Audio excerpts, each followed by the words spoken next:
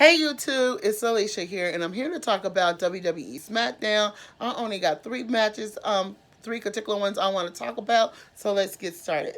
So one of the matches I wanted to talk about is Charlotte Flair versus Auska for the women's title belt, SmackDown women's title belt. I feel like that was stupid of Vince McMahon and them to be doing because now that means it's two women, Ronda Rousey and Charlotte Flair as champions going in. So that don't have no one, that has no one to be a number, no one as a champion going in on SmackDown side for the title belt. To get me to say this, I don't see how that is possible to do something like that. And to me, that was unnecessary.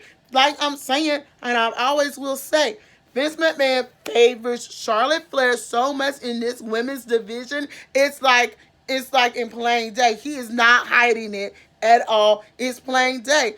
Oh yeah, it's because it's Charlotte Flair. She's getting everything that she wants. The only reason she is a 8-time women's champion is because Vince McMahon is handing her opportunities, and she's not earning, and I'm calling it out. She's not earning her opportunities. So if anybody got anything to say, put their 2 cents to it. Go on ahead and do it. But I'm not bashing her. I'm not bashing her skills. But I'm just saying Vince McMahon is keep giving her title belt after title belt after title belt, and he's favoring Charlotte Flair over any other women. Now tonight they was supposed to have a women's four-way between Carmella, Naomi, Sonja Deville, and Mandy Rose. Now, to get me to say they didn't even get to have that is because of this women's title belt last minute title belt match, and to me that was a unnecessary thing. Oh, that should have been a non-title belt match and thing. And when if I thought of, I think of it, if it came down to anybody who would have won that number one contender opportunity, I say it probably would have been not Mandy Rose. I say it would be between none other Naomi and Sonya Deville. It would have been between them two. I'm just saying it probably would have been between them two. Okay. So we killed two stones, killed one stone with two, killed two stones with one stone right there. To get me to say, a lot of people now on Twitter is outraged. Some of them is congratulating her being an 8-time champion. That's how I feel about the situation. Like I say, I don't trust Charlotte Flair as far as I can throw her. Like I said, she has weaseled herself into every time. Every time Becky Lynch had an opportunity, she always weaseled herself into that to put herself in that opportunity to get me to say, lay off. Can you please lay off? Okay. The second thing I need to talk about, as y'all know, from I actually got to talk about this from last other night anyway, but I'm gonna do that in a separate video. But I can't say just yet. But the one thing I need to talk about is this, like, the show started off with the New Day. You got Kofi,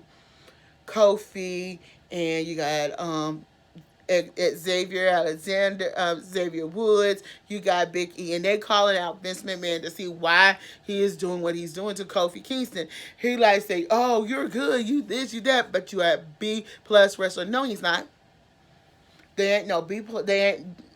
Kofi's not a B+ wrestler, and they are not a B+ tag team. They for 5 years since they have carried that tag team division on their backs with the.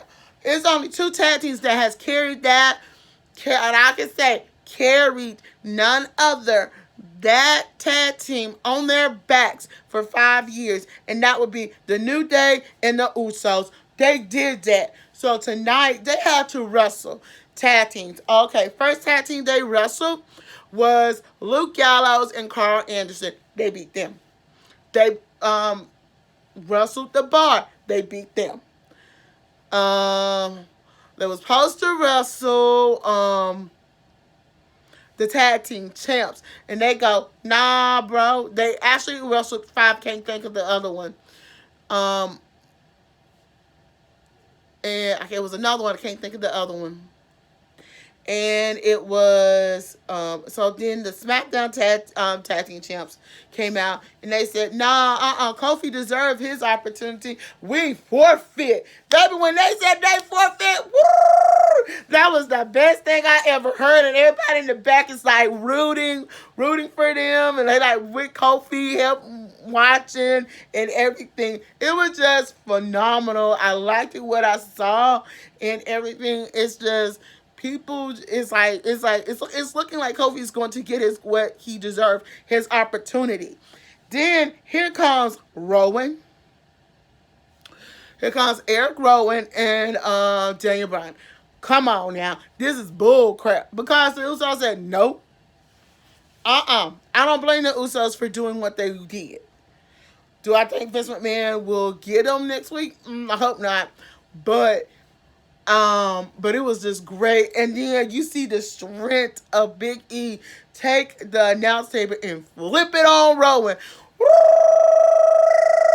Y'all, I'm like, whoa. When is the last time we seen certain people do that?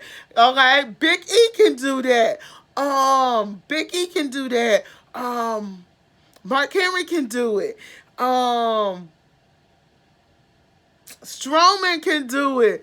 Oh my God, who wouldn't? So it's kind of cool to see they can. These are some guys that can just flip over a table. To get me to say, I want to hear from y'all. Now, knowing that Charlotte Flair is the women's champ, is now the new SmackDown Women's Champion, is it fair to have two women champions in the main event at WrestleMania? Now, get me to say this. I want to ask y'all, they just called the women's match at WrestleMania, the women's Royal Rumble match at WrestleMania. Now, after last year debacle, and everybody had a lot to say with saying Fabulous Moolah name should not be associated with it. Now, after all of that, should they actually name that Battle Royal this year after China? Let me hear from y'all. Do y'all want to finally see a match dedicated to China this year at WrestleMania, or somebody else? Or somebody.